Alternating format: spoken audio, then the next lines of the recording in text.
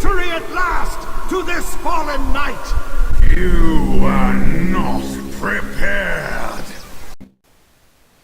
What's up everyone, this is DR with the WoW Breakdown 101, and today we're going to be going over rating tips for tanking. Okay, so now, what is our number one goal as a tank? It is to have aggro and to take the brunt of the damage, to be smashed in the face by the boss. However, don't forget to make sure that you stay alive, because obviously if you're not alive, then you're not doing your number one goal as a tank. To accomplish this, you are going to need to know your class and spec inside and out. Know everything there is to know about your tank.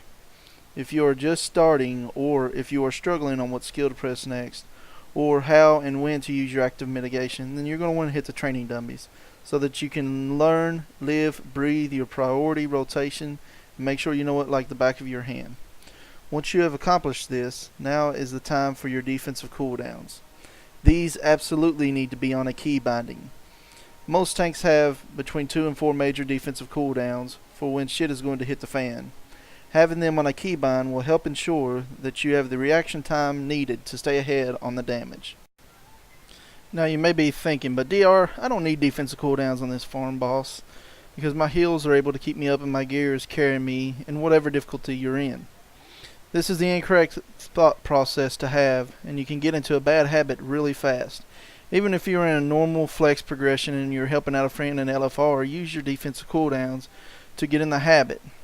The more you use your defensive cooldowns, obviously the less damage you're going to take over the course of the fight, which in turn obviously is going to cause less healing, and that is much needed mana that is saved for your healers for later in the fight. This is just the basics of tanking in a raid. Now we're going to talk about how you can be a baller and help your raid succeed as a tank. The first step is obviously going to be to know your encounter. You as a tank need to know what kind of damage is going to be incoming in the encounter so that you can plan how you are going to reduce that damage.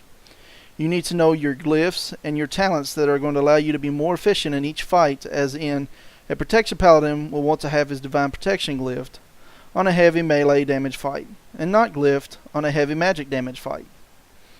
The next thing you're going to need to know about an encounter is the common tank switch mechanic that you will work with your other tank on.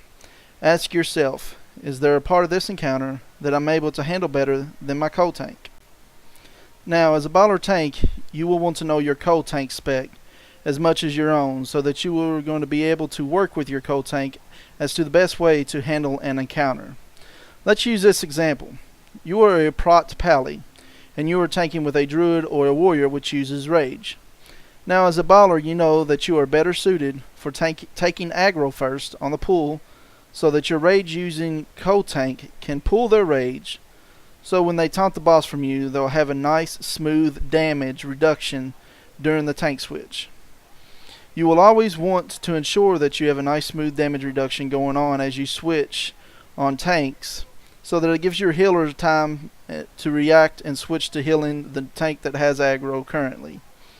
Not doing this can cause you to take a huge spike of damage as soon as you taunt, which can cause you or your heals to blow a small cooldown or even a large cooldown to keep you alive. Plan ahead in the encounter. Know what damage is coming and when it is coming. When are you going to tank swap? When are adds coming in that you need to pick up? Doing this will help keep the raid encounter running smoothly.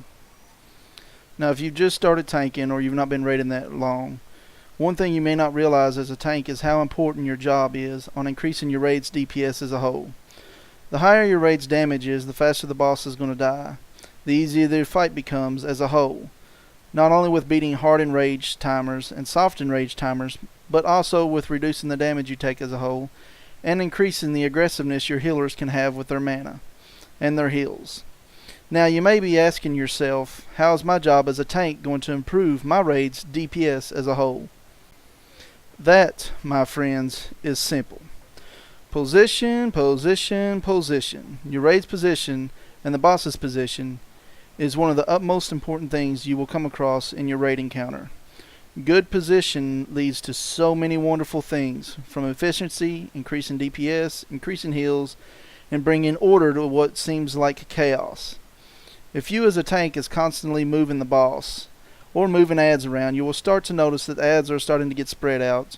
Your melee DPS will be chasing the boss, which I promise you they're going to hate you for. And your range will constantly having to reposition or having a nuke that they're casting being interrupted because the boss is now out of range. Not to mention, if you constantly move the boss to the point that your DPS is having to reposition behind the boss. As you prepare for a raid encounter as a tank, you will want to see where is your raid going to be stacking or spreading out. Where is the best place to position the boss? Can I position the boss where DPS can splash damage other adds or bosses in the encounter? Am I going to have to move out of shit? If so, then make sure you move as little as possible, and also make sure that you don't move the boss to a spot where your melee DPS is going to be in danger of standing where you just got out of. Doing this will help your raid out tremendously, even if they don't know why the fights are going much smoother than before. One last thing I wanted to touch on as a tank is to make sure that you're always on your toes.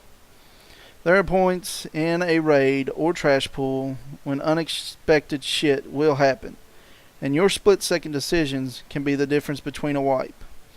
Always keep in mind that your co-tank could drop dead at any second, and if that happens, you will want to be ready to pick up the boss or adds that your co-tank had, and use major cooldowns if needed to stay alive, so that the tank can be B-rezzed. Now get out there, shake those nerves, because you are an indestructible force to be dealt with. Have fun. Tanking is not so scary once you get used to it, and you cannot be scared and waiting on your DPS to pull. Be aggressive, pull. If you die, get up, dust yourself off, do it again. I hope this guide helped you. If so, give it a like and share, subscribe if you will. If you have a suggestion for a future guide, leave a comment or email me at thewowbreakdown@gmail.com. Now I'm going to let this play just for a few seconds longer, just to show you an issue and an example of being a tank and staying on your toes, because you never know what's going to happen. Here in just a couple seconds, you're going to notice that a trash pack gets pulled right during a frontal cleave attack, so you got to make a decision, split-second decision, to save the raid from a wipe. Get an aggro on all the adds, and don't rely on your other tank to do this. Be a baller. You be the one to do it. Jump in there, grab them, have fun, and I'll see you next time.